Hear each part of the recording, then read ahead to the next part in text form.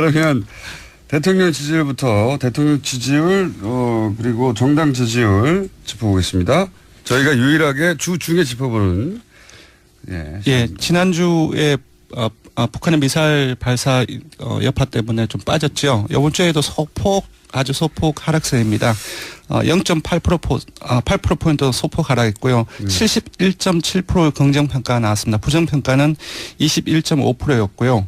아시다시피 지난주 주말에 유엔 안보리 대북 제재 관련 보도가 상당히 많이 나왔습니다. 그리고 한중 외교장관 회의가 좀 무례한 측면들 때문에 논란이 많이 되었었고요. 그리고 뭐 이렇게 북한 미사일 발사하면 보통 진보 정권의 지지율이 좀 떨어지는 편입니다, 항상. 예.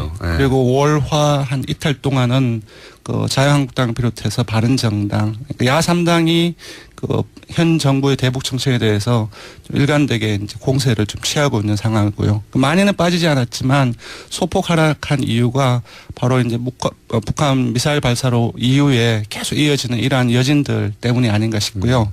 반면에 수요일 날에는 일간 집계에서는 73.7%로 반등을 했습니다. 어제도 반등을 했어요. 예, 지난주 주간 집계가 72.5%였는데 지난주 주간 집계보다 높았던 거죠. 이건 아무래도 현 정부가 대통령이 공식적으로 사과한 거는 제가 잘 기억이 나지 않는데요. 아시다시피 가습기 살균제 피해자들을 청와대에서 모셔서 공식적인 사과를 했습니다. 이 부분들이 보도나 이제 SNS 통해서 많이 여론을 주목을 받았고요. 이 요인이 아닌가 싶습니다. 어쨌든 어제는 반등을 했다. 네. 네. 지난주 이어서 어쨌든 월화수 사이에 평균으로는 71.7%인데 네. 어제는 73.7%로 반등을 했다. 네, 거의 유사합니다. 1%. 예, 지금 여전히 뭐 비슷하게 대우경북이라든지 60대 이상이라든지 보수층 포함해서 모든 지역, 연령, 이념 성향에서 긍정표가 아주 높거나 우세한 걸로 나타났습니다. 야당이 상대하기 참 힘들 거라고 제가 정권 초에 얘기했는데 이렇게 되면 참 상대하기 힘들어요. 이렇게 막 흔들어주면 좀 빠져주기도 하고 네. 공방에 오가야 야당에서는 이건 먹히는구나. 네. 이렇게 하면 되는구나 싶은데 다음 주 목요일이 문재인 대통령 취임 100일째입니다. 그러니까 딱 일주일 전이죠. 그래서 100일을 전후해서 야당들 같은 경우 지지율이 많이 빠질 것이라는 언급들이 많이 나오고 있는데 지금 추세를 봤을 때는 바꿨어요 최근에. 바꿨습니까? 연말로. 연말로 바꿨습니까? 네. 예, 그렇게 떨어지지는 않을 것으로 보입니다. 네. 그러니까 100일 되면 다 빠질 것이라고 정권 초에는 했었고 지난주인가요 올해 초인가에 연말에 빠질 거라고 바뀌었어요. 예. 지금 뭐 나중에 한번 얘기될 수 있었겠지만 개혁이 여러 충척되면서 이해관계자들이 갈리고 그러면서 빠지는 측면이 있지만 또 개혁으로 다시 지지율을 반등시키는 모습들이 요즘엔 조금씩 나오고 있습니다. 그래서 많이는 빠지지 않을 것 같습니다. 사실 이 100일 가까이 됐을 때 70% 지지율이라는 건 있을 수 없는 지지율인데 여기서 앞에 6점 바뀌어도 정권이 망하는 듯이 보일 것 같아요. 60%도 박근혜 정권 때는 도달한 적이 없는 수치인데. 있긴 있는데 그런 기간들이 상당히 짧았죠. 초반에 이게 있었어요. 네. 생각해보니까. 자, 하여튼 그렇습니다. 당내 대통령 지지율은 그렇고요. 정당 지지율은 어떻습니까? 정당 지지율은 아무래도 문재인 대통령하고 여당 지지율은 좀 같이 연동되는 측면들이 상당히 많습니다. 따라서 민주당 같은 경우는 지난주 주간 집계 대비 1.5%포인트 내려서 41.9%가 나왔습니다. 주로 경기 인천 PK, TK 이 정도로 해서 보수층에서 많이 빠졌는데요. 아무래도 문재인 대통령이 소폭 하락한 것과 동일한 이유에서 빠진 것으로 보입니다. 여기도 한 1%네 빠진 거네요. 네. 50.1 뭐 이러다가 49.1 뭐 이런 식으로. 네.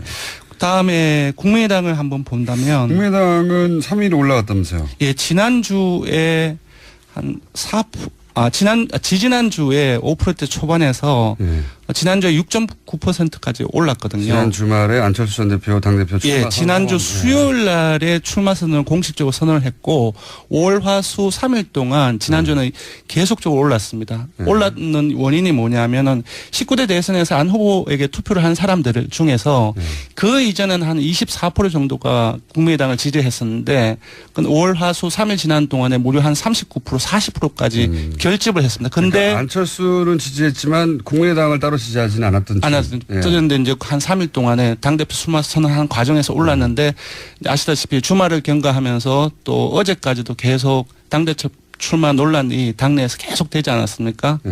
그 이후에 다시 이 19대 대선은 안 후보 투표 후보자층이 조금씩 다시 또 빠지고 있습니다. 아하. 그래서 지금 이제 국민의당 같은 경우는 이번 주 주중에서 1.5%포인트 내린 5.4%로 다시 내렸는데 바로 금방 언급해드린 그 이유인 것 것으로 보이고요. 다시 오차 범위 내이긴 하지만 최하위로 밀려났습니다. 그렇기 때문에 안철수 대표의 명분이 좀 떨어지는데 본인이 나와야 지지율이 올라갈 수 있고 네네. 결집시켜서 네. 이 국면을 벗어날 수 있다고 했는데 다시 최하위가 됐네요. 네. 5.4%. 물론 이건 주중. 예. 네, 주중입니다. 예, 주중 잠정 집계입니다. 네. 목금토 그러니까 목금토 하면 또 달라질지도 모르겠죠. 네네. 다시 최하위가 됐다 국민의당이. 네. 5.4%. 안철수 대표가 당대표 출마 선언하기 전의 수치로 다시 돌아왔네요. 거의. 예, 그렇습니다. 다른 정당은 어떻습니까? 예, 한국당 살펴보면 한국당은 올랐습니다. 1.1%포인트 오른 17.6%이고요. 2주째 상승세를 보이고 있습니다. 기억하실지 모르겠지만 전술핵 배치 추진을 당론으로 한이 많이 하고 있는 상황이고요. 문재인 정부의 대북 정책의 비판 공세를 높이고 있습니다. 아무래도 좀 반사이기 성격이 있는 것 같고요. 미사일 가장 오른쪽에 있는 분들이 어쨌든 한국당 쪽에 표를 주고 있다는 얘기죠. 지지를. 예, 정의당하고 바른정당도 공이 올랐습니다. 정의당은 1.1%포인트 오른 6.8%로 3위로 오차범위 내이긴 하지만 3위로 올랐었고요. 바른정당 역시 올랐습니다. 0.6%포인트 오른 6.4%로 다시 6%대를 회복했습니다. 그렇군요. 네. 오늘은 시간이 없어서 못 다룰 것 같은데 리얼미터하고 갤럽하고 가장 큰 차이가 나는 부분이 갤럽이 이제 주말에 발표되지 않습니까? 네, 그러다 보니까 그렇습니다. 항상 비교가 되는데 바른당, 다른 정당들은 뭐 큰 차이가 없다고 보여지는데 네, 한국당과 바른정당의 지지율 차이가 리얼미터하고 가장 큰 차이가 있어요. 네. 갤럽에서는 두 당의 차이가 거의 없거나 붙었거든요. 네. 근데 리얼미터에서는 아직도 한 10% 가까이 차이가 나는 걸로 나오니까 이거 다음 시간에 한번 짚어주십시오. 예.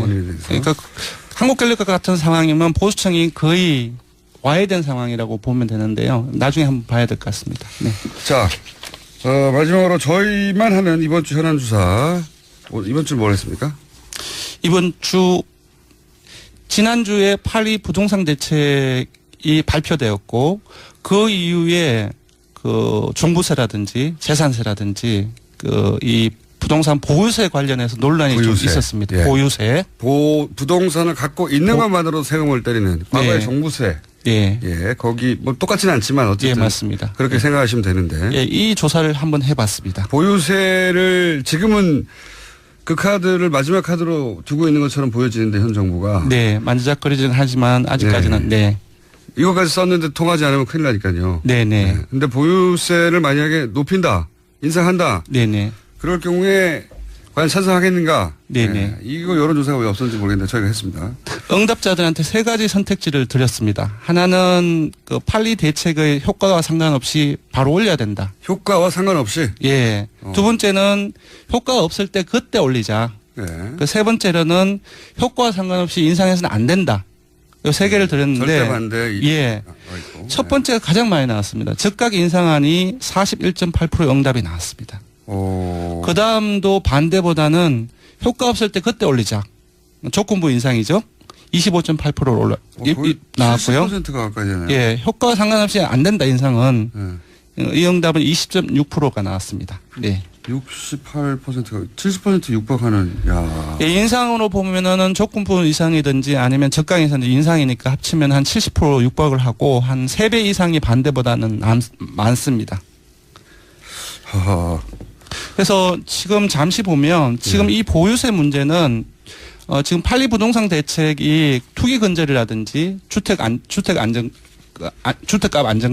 안정화라든지 이 부분에 목적을 하고 있는데 지금 유권자들 같은 경우는 단순히 부동산 보유세 문제를 이 목적에 한하지 않고 있는 것 같습니다. 그러니까 돈을 많이 버는 사람들은 많이 내고 그리고 돈을 적게 버는 가난한 사람들은 좀 적게 내는 어떤 조세의 형평성 차원이랄까요. 이런 부분으로 접근을 하고 있기 때문에 이 부동산 보유세 문제의 적극 찬성 인상해야 된다는 의견이 높게 나온 것 같습니다. 조세 정의 차원에서 보는 거군요. 네네. 예, 참여정부 때 10년 전에는 예. 종부세에 해당되는 사람들이 5%도 안 됐는데. 맞습니다. 네.